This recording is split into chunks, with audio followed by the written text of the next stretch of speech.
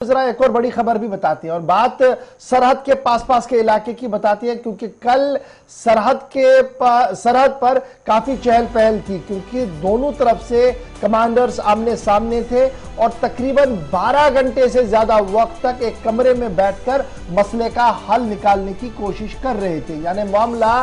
चीन का था, लद्दाख वाला मामला था, जहां पर एक बार फिर फौजी कमांडर्स ने कल 14th राउंड की बातचीत जो है वो कल हुई है। कॉप कमांडर लेवल की बातचीत हुई है भारत और चीन के बीच में। इससे पहले 13 हो गई थी, कल 14th राउंड जो है वो 14th राउंड मुकम्मल हुआ है। चुशूल मोल्डो के मकाम पर यह मीटिंग हुई है और दोनों तरफैन के बीच में मुज़ाकरात को और आगे बढ़ाने के लिए हामी भरी गई है। सुबह 9:30 बजे के आसपास मीटिंग चुशूल मोल्डो के मकाम पर शुरू हुई और रात 10:30 बजे जो हमारे जराया हमें बता रहे हैं डिफेंस से, जो लोगों का जिन लोगों की इस पर गिरफ्त है, नजर है, वो बता रहे हैं कि रात 10:30 बजे दोनों कॉप कमांडर और उनकी टीम जो है वो बाहर आई और लगातार वो मैराथन अंदर करती रही कि ये जो फ्रिक्शन पॉइंट्स है और डिसएंगेजमेंट का जो फॉर्मूला है इसको किस तरीके से मजीद आगे बढ़ाया जाए। और इस बार जो भारत की तरफ से जो 14th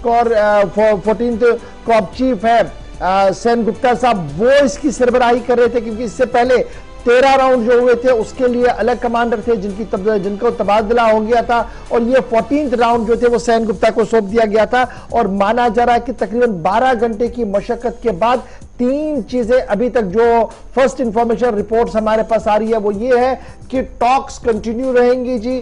फ्रिक्शन पॉइंट्स को लेकर डिसएंगेजमेंट का जो प्लान भारत सरकार की तरफ से पेश किया गया था उस पर ज्यादा कोई बड़ी पेशरफ्त अभी तक दिखती हुई नजर नहीं आ रही है। ताहम मुज़ाकरात को मुस्तकबिल में भी आगे बढ़ाया जाएगा और कन्फ्रंटेशन जो पॉइंट्स है, जहां पर हाई सेंसिटिव पॉइंट जो है वहां पर किस तरीके से इनखिला हो और पुरानी पोजीशन 1.5 साल पुरानी पोजीशन को बहाल किया जाए, उस पर भारत सरकार का मौक़िफ़ जो है वो दोबारा रखा गया। अब देखना होगा कि चीन की तरफ से क्या कुछ कहा गया है, लेकिन चीन ने एक मस्बत इशारा ये जरूर दिया था कल जब ये मुज़ाकरात चल रहे थे, तो दफ्तर खारजा जो चीन का है फॉरेन ऑफिस, उनकी तरफ से ये कहा गया था कि हालात स्टेबल है जी, दोनों मुल्कों के बीच नो डाउट फौजी जमा बहुत ज्यादा है लेकिन स्टेबल है, दोनों अमन की राह में आगे बढ़ने की कोशिश में है। लेकिन अब क्या कुछ वहां पर होगा उसका इंतजार हमें भी रहेगा। फिलहाल इतनी खबर जरूर है कि रात 10:30 बजे तक दोनों कमांडर्स आमने सामने थे, बात करते रहे और बातों में यहां तक बात पहुंची कि आने वाले दिनों में बातचीत को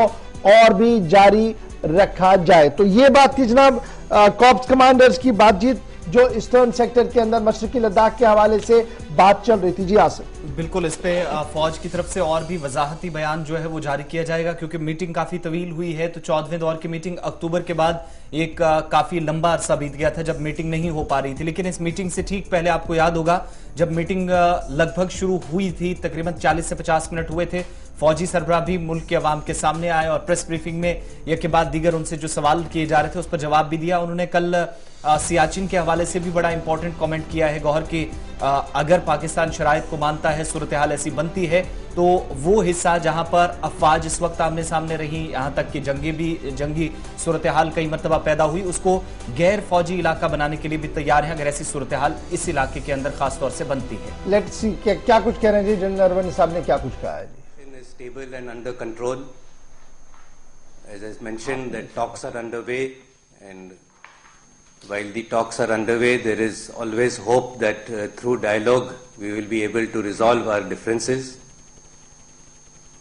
What happens and whether a situation escalates or not is very difficult to foretell or to predict. But with whatever we have done so far, we are in a position to meet whatever is thrown at us in the future, and of that I can assure you very confidently. And war is always, or conflict is always an instrument of last resort.